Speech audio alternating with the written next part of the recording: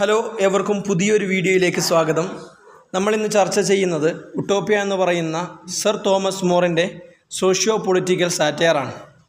ഈ ഒരു ഉട്ടോപ്യ എന്നതിൻ്റെ മീനിങ് വരുന്നത് നോ പ്ലേസ്, അങ്ങനൊരു പ്ലേസ് ഇല്ല. ഇതിൽ രണ്ട് പാർട്ടുകളാണുള്ളത്, ഒന്ന് വോളിയം 1, ഒന്ന് വോളിയം 2. ഓഥറും അതുപോലെ തന്നെ ഒരു ട്രാവൽ ചെയ്യുന്ന ആളും തമ്മിലുള്ള കോൺവെർസേഷനാണ് ഈ ഒരു ഉട്ടോപ്യ എന്ന് പറയുന്ന സോഷ്യോ പൊളിറ്റിക്കൽ സാറ്റയറിൽ പറയുന്നത്. ഈ ഒരു ഉട്ടോപ്യ എന്ന് പറയുന്നത് ഒരു ലാറ്റിൻ വർക്കാണ്. ഇതിലെ ഓഥർ ബെൽജിയത്തിലേക്ക് യാത്ര ചെയ്യുകയാണ്. എന്തിനു വേണ്ടിയിട്ടാണ് യാത്ര ചെയ്യുന്നത് എന്ന് ചോദിച്ചാൽ for a meeting with king, അവിടെയുള്ള രാജാവുമായിട്ട് ഒരു മീറ്റിംഗ് കൂടാൻ വേണ്ടിയിട്ടാണ്. അങ്ങനെ ആ ഒരു പോകുന്ന വഴിയിൽ അദ്ദേഹത്തിൻ്റെ ഫ്രണ്ടായ ഒരു പീറ്റർ ജേസൺ എന്താകുന്നു കാണുന്നു. ആ ഒരു പീറ്റർ ജേസൻ്റെ ഫ്രണ്ടാണ് റാഫേൽ എന്ന് പറയുന്ന ഒരു ട്രാവലർ. അങ്ങനെ ആ ഒരു പീറ്റർ ജേസൺ ഈ ഒരു സർ തോമസ് മോറിനെ ആ ഒരു റാഫേലിനെ എന്താക്കി കൊടുക്കുകയാണ് ചെയ്യുന്നത്, പരിചയപ്പെടുത്തി കൊടുക്കുകയാണ് ചെയ്യുന്നത്. അങ്ങനെ ഒരു പീറ്റർ റാഫേലിനെ തോമസ് മോറിനെ പരിചയപ്പെടുത്തി കൊടുക്കുന്നു. പിന്നീട് അവർ തമ്മിൽ എന്താകുന്നു, കോൺവെർസേഷൻസ് ഉണ്ടാകുന്നു. അങ്ങോട്ടും ഇങ്ങോട്ടും അവരെന്താക്കുന്നത്, ഒരു പരിചിതരെ പോലെ അങ്ങോട്ടും ഇങ്ങോട്ടും അവരിങ്ങനെ സംസാരിക്കുകയാണ് ചെയ്യുന്നത്. അങ്ങനെ റാഫേൽ എന്ന് പറയുന്ന ആൾ പറയാണ്, ഞാൻ ഒരുപാട് സ്ഥലങ്ങളിൽ ഞാൻ എന്താക്കിയിട്ടുണ്ട്, യാത്ര ചെയ്തിട്ടുണ്ട്. അങ്ങനെ ഒരുപാട് രാജാക്കന്മാരെയും അവിടെയുള്ള പൊളിറ്റീഷ്യന്മാരെയും കണ്ടിട്ടുണ്ട്. അങ്ങനെ അവരെയൊക്കെ കുറിച്ച് കുറ്റമാണ് എന്താകുന്നത് റാഫേൽ പറയുന്നത്. കാരണം അവിടെയുള്ള കള്ളന്മാർക്കൊക്കെ അവർ നൽകുന്ന ശിക്ഷ എന്ന് പറയുന്നത് വധശിക്ഷയാണ്. അങ്ങനെ ഒരു വധശിക്ഷയുടെ ആവശ്യമൊന്നുമില്ല എന്നുള്ള രീതിയിലാണ് റാഫേൽ പറയുന്നത്. നല്ല രീതിയിൽ അവരെ ഉപദേശിച്ച്, നല്ല രീതിയിൽ അവരെ നല്ല ആവശ്യമുള്ള എന്തെങ്കിലും ചെയ്ത് നല്ല രീതിയിൽ മുന്നോട്ട് കൊണ്ടുപോകുന്നതിനോടാണ് ഈ ഒരു റാഫേലിന് താല്പര്യം എന്ന് പറയുന്നത്. ആ ഒരു ഡിന്നർ ടൈമിൽ ആ ഒരു ടേബിളിൻ്റെ ചുറ്റും ഇരുന്നു കൊണ്ടാണ് ഇവർ ഈ ചർച്ചകളൊക്കെ നടത്തുന്നത്. അപ്പോൾ എല്ലാവരും എന്താക്കുകയാണ് ചെയ്യുന്നത്, എല്ലാവരും ചിരിക്കുകയാണ് ചെയ്യുന്നത്. അങ്ങനെ അവിടെയുള്ള കാർഡിനാൾ പറയും, ഇതൊരു കുഴപ്പമില്ലാത്ത ഐഡിയ ആണ്. പക്ഷേ പിന്നെ പറയുന്നുണ്ട്, ഒരു നല്ല മനുഷ്യനെ കൊണ്ട് നിറഞ്ഞ കോർട്ട് നമ്മൾ എന്താക്കിയിട്ടില്ല, എവിടെയും നമ്മൾ കണ്ടിട്ടില്ല. ഇതൊക്കെ നമുക്ക് പ്രതീക്ഷിക്കാൻ മാത്രമേ പറ്റൂ, അങ്ങനെ സംഭവിക്കുകയില്ല എന്നാണ് ആ ഒരു കാർഡിനാൾ പറയുന്നത്. അപ്പോൾ റാഫേൽ പറയാണ്, അങ്ങനെ ഒരു പ്ലേസ് ഉണ്ട്, അവിടെ ഞാൻ എന്താക്കുകയും ചെയ്തിട്ടുണ്ട്, അവിടെ ഞാൻ വിസിറ്റ് ചെയ്യുകയും ചെയ്തിട്ടുണ്ട്. ഇതെന്താക്കി ബാക്കി നമുക്ക് ഭക്ഷണശേഷം പറയാമെന്നുള്ള രീതിയിലേക്ക് മാറ്റിവെക്കുകയാണ് ചെയ്യുന്നത്. ഈ ഒരു റാഫേലിൻ്റെ വേർഡ്സിലൂടെ ഈ ഒരു തോമസ് മോർ പറയുന്നതെന്ന് വെച്ചാൽ അദ്ദേഹത്തിൻ്റെ പൊളിറ്റിക്കൽ ഇമാജിനേഷനാണ് ഈ ഒരു റാഫേലിൻ്റെ വേർഡ്സിലൂടെ അദ്ദേഹം പറയുന്നത്. പിന്നെയുള്ളത് ബുക്ക് 2 ഈ ഒരു ഉട്ടോപ്യ വിവരിക്കുന്നത് അതിൻ്റെ ജിയോഗ്രഫിക്ക്, അയർലാൻഡിൽ ആ ഒരു ജിയോഗ്രഫിക്ക് നോക്കുകയാണെങ്കിൽ 200 മൈൽ ബ്രോഡും അതുപോലെ തന്നെ 500 മൈൽ ലോങ്ങുമാണ് ഉള്ളത്. കടലിൽ കൂർത്ത പാറക്കല്ലാണ്. പുറത്തു നിന്ന് അതിലൂടെ ആർക്കും എന്താക്കാൻ പറ്റൂല, കയറാൻ പറ്റൂല. അങ്ങനെ അതിലേക്ക് കയറാൻ വേണ്ടിയിട്ട്, പ്രവേശിക്കാൻ വേണ്ടിയിട്ട് ഒറ്റൊരു വഴി മാത്രമേ ഉള്ളൂ എന്നാണ് ഈ ഒരു ഓഥർ പറയുന്നത്. അങ്ങനെ അതുകൊണ്ട് തന്നെ ആർക്കും ആ ഒരു ഉട്ടോപ്പിയെ ആർക്കും അറ്റാക്ക് ചെയ്യാൻ പറ്റൂല. ഈ ഒരു ഉട്ടോപ്പിയുടെ ഫസ്റ്റിലത്തെ പേര് എന്ന് പറയുന്നത് അബ്രാക്സ. അത് നല്ലൊരു പേരാണ്. ആ ഒരു പേരായിരുന്നു ഉട്ടോപ്യയുടെ ആദ്യത്തെ പേര്. പിന്നെ ഉട്ടോപ്യയിലേക്ക് മാറിയതാണ്. അങ്ങനെ ഈ ഒരു ഉട്ടോപ്യ എന്ന് പറയുന്നത് 50 മൈൽ ഗ്രൗണ്ടിനെ വേർപെടുത്തിയതാണ്. കുഴിച്ചിട്ട് 50 മൈൽ ഗ്രൗണ്ടിനെ എന്താക്കുകയാണ് ചെയ്തത്, വേർപെടുത്തുകയാണ് ചെയ്തത്.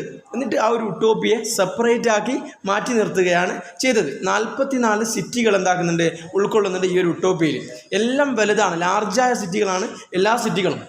ഇത് തമ്മിലുള്ള അകലം എന്ന് പറയുന്നത് 20 മൈൽ അകലമുണ്ട്. ഓരോ സിറ്റിയും തമ്മിൽ 20 മൈൽ അകലമുണ്ട്. അതിൻ്റെ സെൻറ്റർ സിറ്റി എന്ന് പറയുന്നത് ഡിം സിറ്റിയാണ്.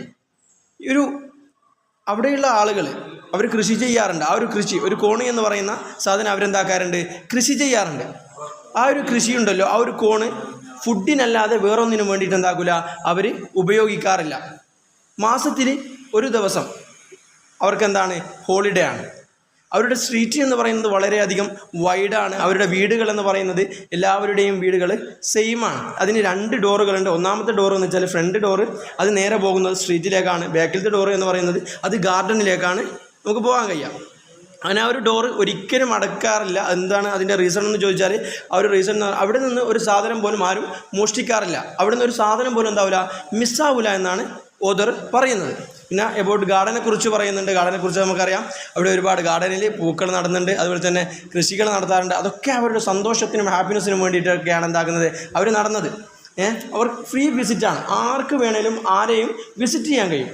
അവിടെ ഫ്രൂട്ടും ഫ്ലവേഴ്സും ഒക്കെ അവരുടെ ഗാർഡനിൽ കൃഷി ചെയ്യും. അതൊക്കെ അവരുടെ സന്തോഷത്തിന് വേണ്ടിയിട്ടാണ്. അതൊക്കെ നല്ലൊരു സ്വതക്ക എന്നുള്ള രീതിയിൽ നെയ്ബേഴ്സിന് അവർ കൊടുക്കുകയും ചെയ്യും. ഒരു കൂട്ടം ആൾക്കാരുണ്ടല്ലോ, ഇതൊക്കെ നിയന്ത്രിക്കുന്നത് ഒരാളൊറ്റക്കല്ല, ഒരു രാജാവല്ല, ഒരു ഭരണാധികാരിയല്ല, ഒരു കൂട്ടം ആൾക്കാരാണ് ഇത് മുഴുവൻ നിയന്ത്രിക്കുന്നത്. അവിടെ വോട്ട് നടക്കാറുണ്ട്, ഒരു റെപ്രസെൻറ്റേറ്റീവിന് വേണ്ടിയിട്ട് അവിടെ വോട്ട് നടക്കാറുണ്ട്. ആ ഒരു തിരഞ്ഞെടുത്ത ആ ഒരു പ്രതിനിധിക്ക് ഫിലാർച്ചി എന്നാണ് പറയുക.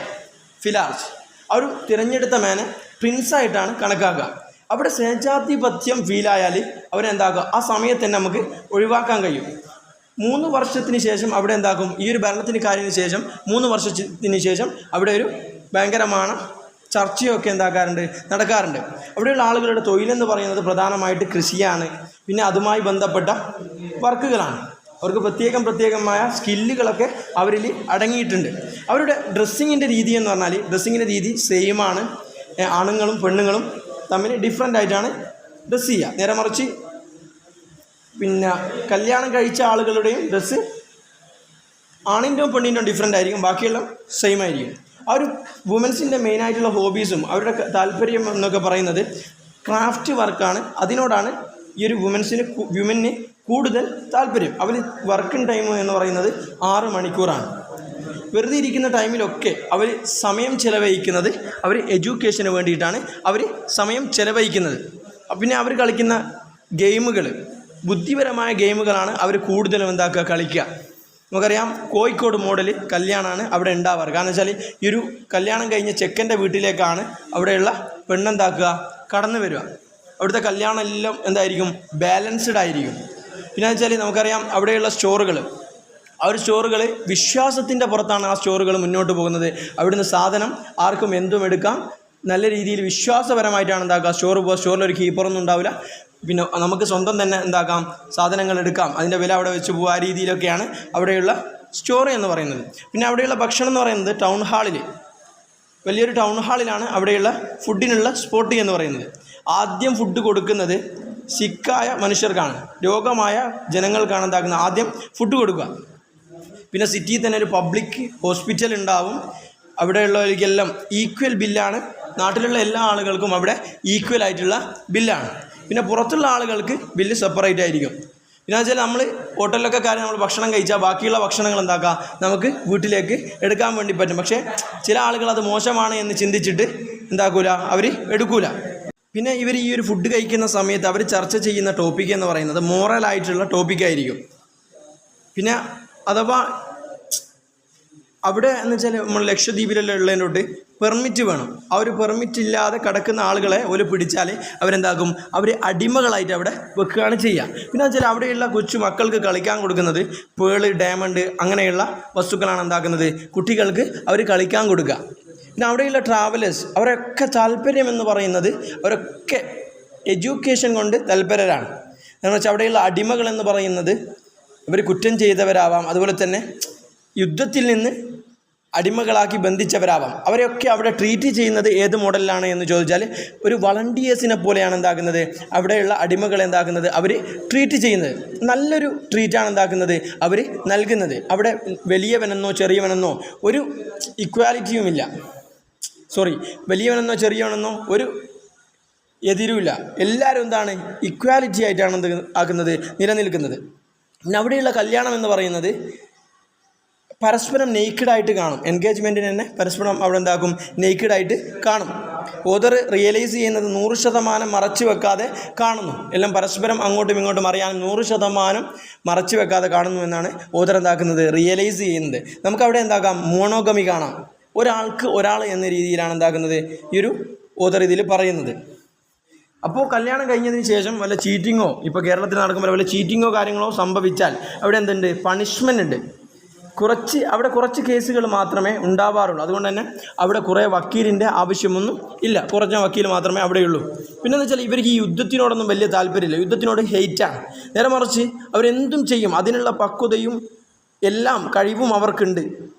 നേരെ മറിച്ച് അവരെ ഫ്രണ്ട്സിനെ തൊട്ടാൽ അവർക്ക് പൊള്ളും, നല്ല രീതിയിൽ തിരിച്ച് ആക്രമിക്കും. വെറുതെ നിന്ന് ഒന്നും ചെയ്യൂല. നേരെ മറിച്ച് ഇങ്ങോട്ട് വന്ന് ചൊറിഞ്ഞാൽ അങ്ങോട്ട് കയറി മാന്തും എന്നുള്ള രീതിയിലാണ് ഇവരുടെ മുന്നോട്ടുള്ള കുതിപ്പ്. യുദ്ധത്തിനോടൊന്നും അവർക്കൊരു താല്പര്യമില്ല. പിന്നെ വാറ് ചെയ്തിട്ട് സെലിബ്രേറ്റ് ചെയ്താൽ അതില്ല, ആ ഒരു സെലിബ്രേഷനൊന്നും എന്തില്ല, യുദ്ധങ്ങളിൽ അവർക്ക് സെലിബ്രേഷനില്ല. വിജയിച്ചാൽ അതിൻ്റെ ഒരു രീതിയിലേക്ക് മുന്നോട്ട് പോവുകയാണ് ചെയ്യാറ്. അതുപോലെ തന്നെ യുദ്ധം തുടങ്ങിയാൽ അവരാദ്യം ഈ ഒരു യുദ്ധത്തിന് വേണ്ടി ആരാണോ ഇവർക്കെതിരെ യുദ്ധം ചെയ്യാൻ പ്ലാൻ ഇട്ടത് അവരെയാണ് ആദ്യം എന്താക്കുക, കൊല്ലുക. അങ്ങനെ ഇപ്പോൾ നെയ്ബർ എന്ന ആൾക്കാരെന്താക്കും, കടമെടുക്കുക. നെയ്ബറിലുള്ള ആൾക്കാരെ സോൾജിയേഴ്സിനെ എന്താക്കും, കടമെടുക്കാറുണ്ട്. പൈസ കൊടുത്താൽ എത്ര സോൾജിയേഴ്സിനെ വേണമെങ്കിലും എന്താക്കാം, കടമെടുക്കാൻ പറ്റും. അവരുടെ റിലീജിയൻ എന്ന് പറയുന്നത് അവർ സൂര്യനെ ഇതാക്കുന്നവരുണ്ട്, മൂണിനെ ആക്കുന്നവരുണ്ട്, പ്ലാന്റിനെ ആരാധിക്കുന്നവരുണ്ട്, വിച്ചസ്റ്റ് മാനിനെ ആരാധിക്കുന്നവരുണ്ട്. അങ്ങനെ പല ആൾക്കാരെ ആരാധിക്കുന്ന ആളുകളാണ് അവിടെ ജീവിക്കുന്നത്. ഒരുപാട് ആൾക്കാർ അൺനോണബിൾ പവറിനെയാണ് ആരാധിക്കുന്നത്. അവിടെയുള്ള പ്രീസ്റ്റ് വളരെ കുറവാണ്. അവിടെ ലാക്ക് ഓഫ് പ്രീസ്റ്റ് വളരെ കുറവാണ്. അങ്ങനെ ആ ഒരു പ്രീസ്റ്റ് തെറ്റ് ചെയ്താൽ അവരെന്താക്കും, ദൈവത്തിന് വിട്ടുകൊടുക്കും. നമുക്കറിയാം അവിടെയുള്ള യുദ്ധങ്ങളിൽ പോലും പ്രീസ്റ്റിനെ അവർ അയക്കാറുണ്ട്. എന്തിനാണെന്ന് ചോദിച്ചാൽ അവർ സോൾജിയേഴ്സിന് വേണ്ടി പ്രാർത്ഥിക്കാൻ വേണ്ടിയിട്ടാണ് അവരെന്താക്കുന്നത്, ആ ഒരു യുദ്ധത്തിലേക്ക് പ്രീസ്റ്റിനെ അയക്കുന്നത്. അവിടെ എന്ന് വെച്ചാൽ ഈ ഒരു യുദ്ധത്തിൽ മൃഗബലിയും കാര്യങ്ങളൊന്നുമില്ല. അവർ യുദ്ധത്തിൽ ആ ഒരു പ്രീസ്റ്റിനെ വെച്ച് ജസ്റ്റ് എന്താക്കും, പ്രേ ചെയ്യിപ്പിക്കും, എന്നിട്ട് യുദ്ധത്തിലേക്ക് നീങ്ങുകയാണ് ചെയ്യാറ്. പിന്നെ പ്ലാറ്റോനെ ആദരിച്ച ആളാണ് ഈ ഒരു ഓഥർ തോമസ് മോർ എന്ന് പറയുന്ന ആൾ. പ്ലാറ്റോനെ ആദരിച്ച ആളാണ്.